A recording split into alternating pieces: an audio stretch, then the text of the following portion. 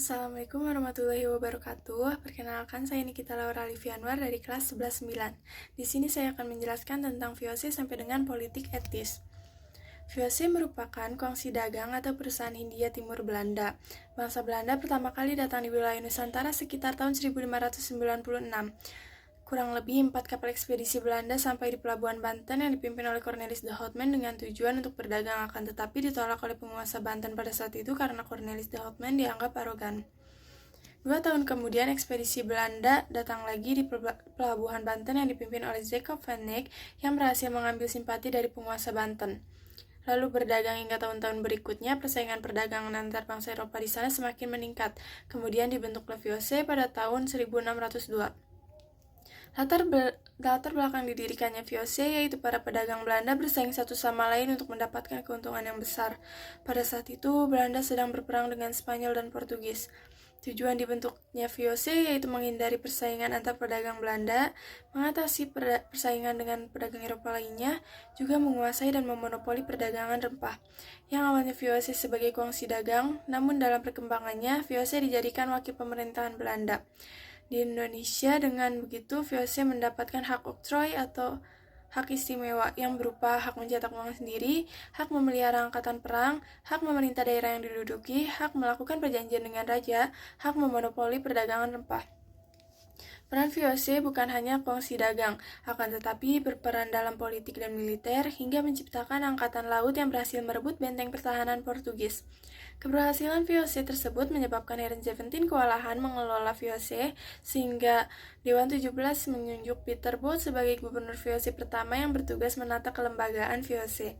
Dengan ketentuan tersebut, Heren Seventeen mempertanggungjawabkan kinerjanya kepada raja.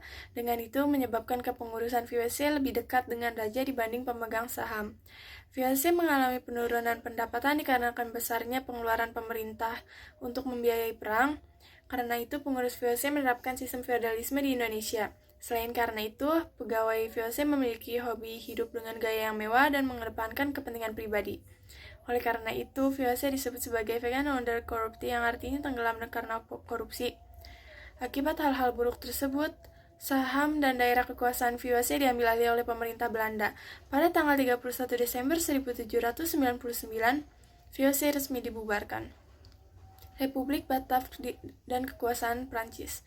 VOC dibubarkan pada tanggal 31 Desember 1799. Pada tahun 1795, Prancis menyerbu Belanda karena ingin menjadikan Belanda menjadi negara kesatuan. Oleh kaum patriot, membuat Raja Willem V melarikan diri ke Inggris, tepatnya di kota Kew, dan mengirimkan surat yang berisi menyerahkan perintah ke Inggris bukan ke Belanda.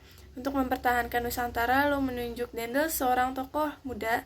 Daendels menjabat dari 1808 sampai dengan 1811. Tugasnya dalam bidang pemerintahan, peradilan politik, sosial, ekonomi, dalam pertahanan dan keamanan, pasukan 18.000 orang, membangun benteng, membentuk legiun, Mangkunegara, Jalan Anyar, Panarukan. Dalam politik dan pemerintahan, membentuk kantor di Batavia, membagi Pulau Jawa menjadi 23 kepresidenan. Dalam sosial dan ekonomi, membentuk DPK, mengeluarkan uang kertas. Daendels diberhentikan dan ditunjuk Jensen untuk menggantikan, namun kinerjanya tidak dapat diharapkan hingga adanya perjanjian Tuntang yang isinya Pulau Jawa diserahkan kepada Inggris. Tentara menjadi tawanan, orang Belanda dipekerjakan. Tanam paksa kekuasaan Belanda di Indonesia. Pada tahun 1829, Van den Bosch mengajukan usulan kepada Raja Belanda mengenai sistem politik dan ekonomi. Dilakukan penanaman tanaman di tanah jajahan dengan memanfaatkan pribumi dengan cara kerja rodi. Konsep inilah yang disebut Kulturstelsel, yang artinya tanam paksa. Sistem tanam paksa yang mewajibkan para petani pribumi untuk menanam tanaman yang dapat diekspor ke pasar dunia seperti tembakau, kopi, tebu, nila. Peran penguasa pribumi sangat penting untuk penggerak petani penghubung dengan pemerintah. Penguasa pribumi mendapatkan bonus atau kulturprosensan dari Belanda. Sistem tanam paksa melanggar HAM dan membawa penderita bagi rakyat pribumi.